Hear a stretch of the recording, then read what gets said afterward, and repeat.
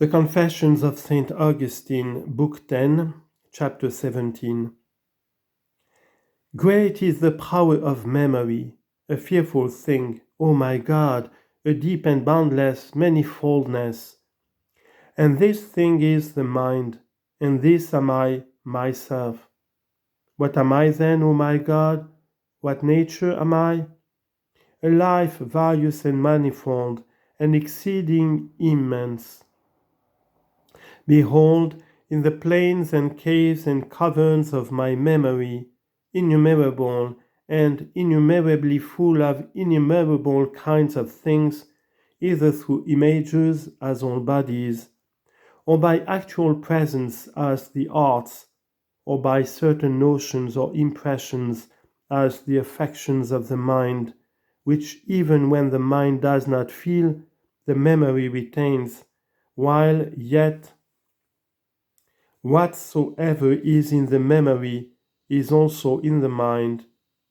Over all these do I run, I fly, I dive on this side and on that, as far as I can, and there is no end. So great is the force of memory, so great the force of life, even in the mortal life of man. What shall I do then, O you, my true life, my God? I will pass even beyond this power of mine, which is called memory. Yea, I will pass beyond it, that I may approach unto you, O sweet light. What do you say to me? See, I am mounting up through my mind towards you, who abides above me. Yea, I now will pass beyond this power of mine, which is called memory, desirous to arrive at you, whence you may be arrived at, and to cleave unto you, whence one may cleave unto you. For even beasts and birds have memory, else could they not return to their dens and nests, nor many other things they are used unto, nor indeed could they be used to anything but by memory. I will pass then beyond memory also, that I may arrive at him who has separated me from the four-footed beasts and made me wiser than the fowls of the air. I will pass beyond memory also, and where shall I find you, you truly good and certain sweetness? And there shall I find you. And where shall I find you? If I find you without my memory, then do I not retain you in my memory? And how shall I find you if I remember you not? Chapter 18. For the woman that had lost her groat and sought it with a light, unless she had remembered it, she had never found it. For when it was found, when should she know whether it were the same, unless she remembered it? I remember to have sought and found many a thing, and this I thereby know, that when I was seeking any of them, I was asked, Is this it? Is that it?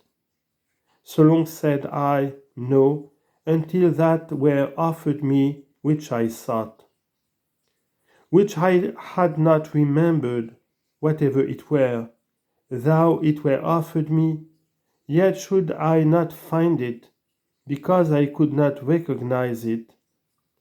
And so it ever is when we seek and find any lost thing. Notwithstanding, when anything is by chance lost from the sight, not from the memory as any visible body, yet its image is still retained within, and it is sought until it be restored to sight. And when it is found, it is recognized by the image which is within. Nor do we say that we have found what was lost unless we recognize it, nor can we recognize it unless we remember it. But this was lost to the eyes, but retained in the memory. Chapter 19. But what when the memory itself loses anything, as falls out when we forget and seek that we may recollect? Where in the end do we search, but in the memory itself? And there, if one thing be perchance offered instead of another, we reject it, until what we seek meets us. And when it does, we say, "This is it," which we should not unless we recognized it, nor recognized it unless we remembered it. Certainly then we had forgotten it, or had not the whole escaped us, but by the part whereof we had told was the lost part sought for, in that the memory felt that it did not carry on together all which it was wont, and maimed, as it were, by the curtailment of its ancient habit, demanded the restoration of what it missed. For instance, if we seek or think of someone known to us, and having forgotten his name, try to recover it, whatever else occurs connects itself not therewith. Because it was not wont to be thought upon together with him, and therefore is rejected, until that present itself, whereon the knowledge reposes equably as its wonted object. And whence does that present itself, but out of the memory itself? For even when we recognize it on being reminded by another, it is thence it comes. For we do not believe it as something new, but upon recollection allow what was named to be right. But were it utterly blotted out of the mind, we should not remember it, even when reminded. For we have not as yet utterly forgotten that which we remember ourselves to have forgotten. What then we have utterly forgotten, thou lost, we can't even seek after.